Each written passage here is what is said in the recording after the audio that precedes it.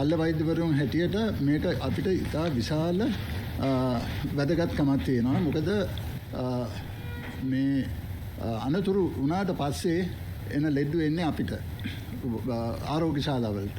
ඉතින් විශාල ප්‍රමාණයක් මේ යනවා. ඔබ දන්නවා දවසකට ලංකාවේ 6ක් 8ක් අතර ප්‍රමාණයක් මහමග මිය යනවා. ඒ වගේ කීප ගුණයක් සදාකාලික ආබාධිත තත්ත්වවලට පත් වෙනවා. ඉතින් මෙහිදී මම සඳහන් කරන්නට ඕනේ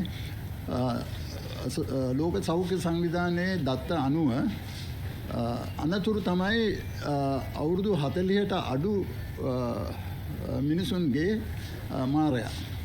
මේ අනතුරු වලින් මේ අනතුරු එක විදිහට වෙන්න පුළුවන්. නමුත් මේ අනතුරු සේරම සංඛ්‍යාව බැලුවොත් මේන් වැඩිම සංඛ්‍යාවක් එන්නේ මාර්ග අනතුරු.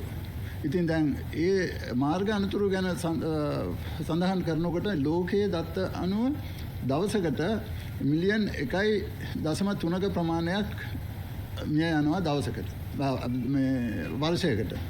එතකොට අපිට දැන් ලංකාවේ වර්ෂයකට 2700ක් 2800ක විතර ප්‍රමාණයක් මිය යනවා. ඉතින් මේ අනුව බලනකොට තමන්ටත් තමන්ගේ පවුලටත් සමාජයටත් රටටත් ලෝකයටත් වෙන හානිය අති විශාලයි. මොකද මේ තරුණ කට්ටිය මිය යන්නේ ආබාධිත තත්වයට පැමිණෙන්නේ. එතකොට මේ පෞද්ගලික වෙන හානියට අමතරව ආර්ථික හානි, රටටත් වෙන හානි, මේ පාඩු වෙන ඉතා විශාල විදිහට සැලකෙනවා. ඉතින් මේ අනතුරු වළක්වා ගැනීමට ඉතාම වැදගත් වෙන කාරණා නොයෙකුත් කාරණා අතරින් අපි දැන් කතා කරන්නේ බඳපටි පැළඳීම සහ හෙල්මට් පැළඳීම ඔය සාමාන්‍ය යතුරු පැදිකරුවන්ගේ. දැන් මෙතනදී අපි ආසන බඳි පැළඳීම අනිවාර්ය කරන්න යනවා තව මාසෙකින්. ඉතින් ඒකෙන්ද මම වැඩිපුර ප්‍රමාණයක් මේ ආසන පටි පිළිබඳව සඳහන් කරන්නට කැමතියි. මේ ආසන පටි පැළඳීමෙන් ලෝක සංවිධානයේ දත්ත අනුව 50ක ප්‍රමාණයක් ජීවිත හානි අවම කරගන්නට පුළුවන්. ඒ වගේම බරපතල ආබාධ හානි 60ක 65ක විතර ප්‍රමාණයක් අවම කරගන්නට පුළුවන්. ඉතින් මේක ඊටාම වැදගත්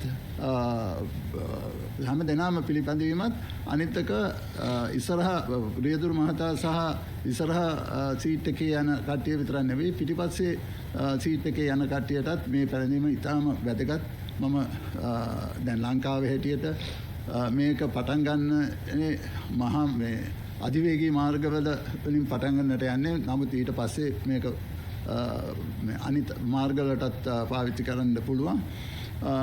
දැන් මේ ඉස්සලා මේ රණගල මහතා සඳහන් කර විදිහට මේ පිටිපස්ස ආසනවල යන කට්ටියටත් බස්වල යන කට්ටියටත් හැම මගියෙක්ම මේ පටි පැළඳීමෙන් තමන්ට ආරක්ෂා වෙනවා වගේම අනිකුත් අයටත් දැන් බස් එකක යනවන තමන් විසිවල ගිහිල්ලා තව කට්ටියකට තව මගියෙකුට වැදිලා හානි වෙන්නට පුළුවන්.